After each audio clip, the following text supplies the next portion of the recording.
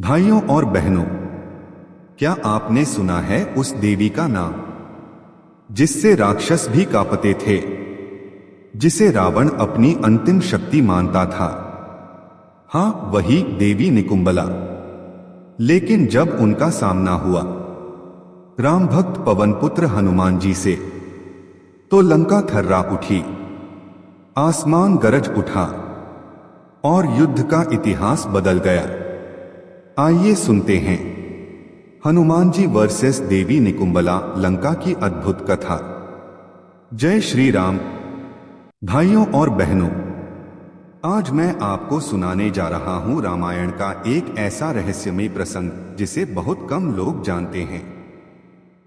ये कथा है लंका की देवी निकुंबला और महाबली हनुमान जी के अद्भुत टकराव की। यह कहानी केवल युद्ध की नहीं है, बल्कि इसमें छिपा है गूढ़ रहस्य, देवी शक्ति का आवाहन और धर्म व अधर्म का महान संघर्ष। लंका की अंधेरी रात और रावण की चिंता। लंका में उस समय भयंकर भय का वातावरण था। राम भक्त हनुमान जी ने अशोक वाटिका में अपनी वीरता दिखाई थी। उन्होंने अकेले ही असुरों की सेना को परास्त कर दिया था। लंका के प्रासाद जलाकर रावण को चेतावनी दे दी थी कि सीता माता को श्री राम को सौंप दो, अन्यथा लंका का विनाश निश्चित है। रावण के महल में चारों ओर चिंता का माहौल था। राक्षस बार बार हार रहे थे और हनुमान का पराक्रम अजेय था। तभी रावण ने अपने दरबार में अपनी बहन निकुंभला का नाम लिया। कौन थी देवी निकुंभला? भाइयों और बहनों, निकुंभला कोई साधारण नारी नहीं थी। वह रावण की बहन थी और उन्हें एक भयावह देवी शक्ति माना जाता था। उनका रूप अत्यंत उग्र था।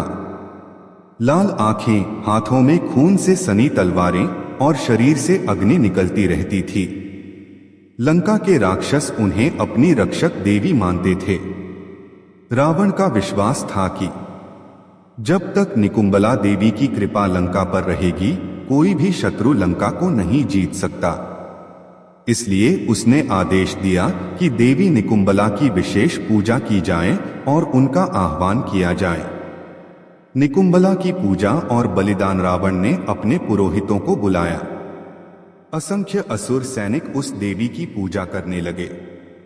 बलि के नाम पर निर्दोष पशुओं की बलि दी गई। धरती लाल हो गई, रक्त की गंध हवा में फैल गई। ढोलनगाड़ों की आवाज गूंजने लगी। धीरे धीरे उस भयानक यज्ञकुंड से अग्नि प्रज्वलित हुई और एक तेज गर्जना के साथ देवी निकुंभला प्रकट हुई। उनका स्वर था, कौन है जो मुझे बलि चढ़ाकर युद्ध में विजय पाना चाहता है? रावण ने हाथ जोड़कर कहा, हे बहन, हे देवी, आपकी कृपा से लंका अजय रहेगी। आज मेरे शत्रु हनुमान और राम लक्ष्मण हमारे साम्राज्य को नष्ट करने आए हैं। आप उन्हें रोकें, आप उन्हें चुनौती दें। देवी निकुंभला का क्रोध निकुंभला ने सुना और उनकी आंखों से अग्नि की ज्वालाएं निकल पड़ी। उन्होंने घोषणा की, यदि हनुमान इस लंका में जीवित हैं, तो मैं उन्हें स्वयं चुनौती दूंगी। भाइयों और बहनों, पहले भाग में आपने सुना कि कैसे रावण की बहन और लंका की रक्षक शक्ति देवी निकुंभला प्रकट हुई और उन्होंने महाबली हनुमान जी को चुनौती दी। अब सुनिए इस रहस्यमय युद्ध का अगला अध्याय, जिसे देखकर देवता तक आश्चर्यचकित रह गए थे। युद्ध भूमि का दृश्य। लंका का आकाश उस रात अग्नि से दहक रहा था। निकुंभला के चारों ओर राक्षसों का विशाल दल इकट्ठा था। ढोलनगाड़ों की गूंज, मंत्रों की आवाज और बलि की दुर्गंध ने वातावरण को भयावह बना दिया। हनुमान जी आकाश में गरज रहे थे, उनकी आंखों में ज्वाला और हृदय में केवल श्री राम का स्मरण। उन्होंने घोषणा की, निकुंभला, तेरी अधर्म की शक्ति आज यहीं समाप्त होगी। पहला प्रहार निकुंभला ने हंसते हुए अपनी धनुष से एक बाण छोड़ा। वह बाण आग का गोला बनकर हनुमान जी की ओर दौड़ा। लेकिन पवन पुत्र ने गरजकर कहा, जय श्री राम। और अपनी पूंछ से ही उस अग्निबाण को लपेटकर समुद्र में फेंक दिया। सारी लंका गूंज उठी। राक्षस हैरान थे, ऐसी शक्ति उन्होंने कभी नहीं देखी थी। निकुंबला का मायाजाल। देवी निकुंबला ने अपने हाथ आकाश की ओर उठाए। उनकी आंखों से नीली ज्वालाएं निकलीं और पूरा आकाश अंधकारमय हो गया। राक्षस चिल्लाए, अब हनुमान का अंत निश्चित है। अचानक सैकड़ों निकुंबला एक साथ प्रकट हो गईं। हर ओर उनकी आकृतियां, कोई गदा लिए, कोई त्रिशूल, कोई तलवार। यह उनका मायाजाल था।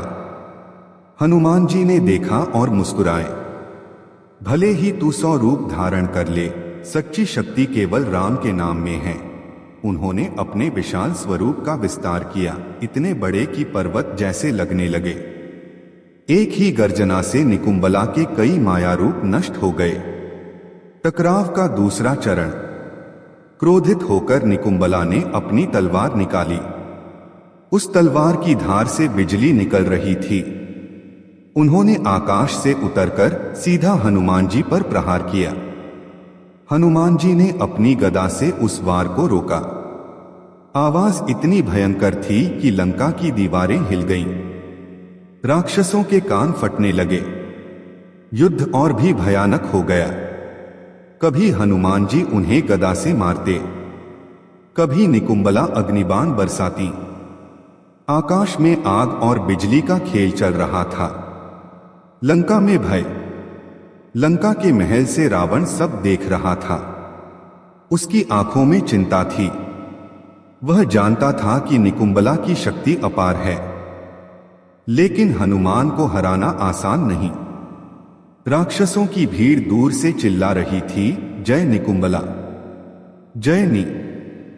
भाइयों और बहनों, पिछले भाग में आपने सुना कि कैसे देवी निकुंबला और हनुमान जी के बीच भयानक युद्ध हुआ।